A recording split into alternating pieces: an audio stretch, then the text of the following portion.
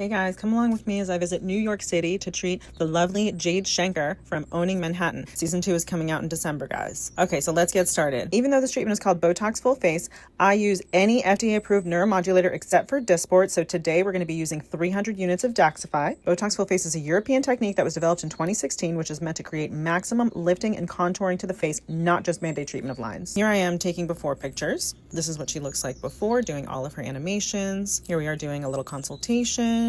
I've mapped out her anatomy and now I'm marking all of the points where I'm going to be injecting. This is a very detailed process. It relies on very specific muscle isolation, so that's why all of the Botox has to be fully worn off when you're doing it. I am mapping out all of her muscles so that I can give her maximum lifting and contouring. I also will help depuff the face, open the eyes more, evert the lips. I will project the chin, elongate the jawline, and here's her face map.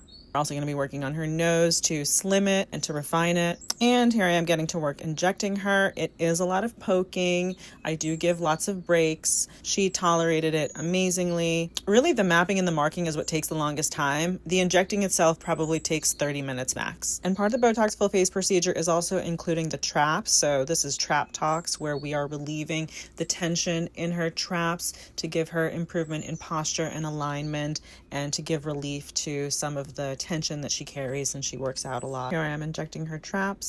This part of the procedure is pretty painless. The muscles in the back of the head as well as the traps are synergistic muscles, so you really have to target all of them to get maximum relief.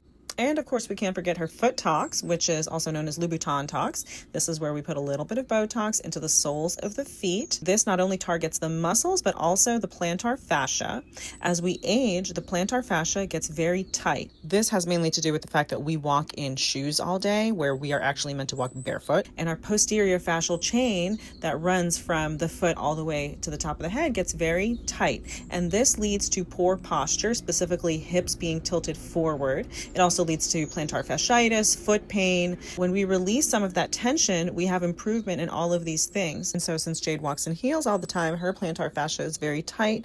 And when we treat her with this procedure, within 2 to 3 weeks, she will find it much more easy to walk in those heels and to also stay in those heels all day. Here she is during fashion week. So a lot of you guys know that I recently did full face Botox, and just like, look at this, like that's me trying to move my forehead. Okay, look, and now I'm gonna frown. Look, that's me frowning.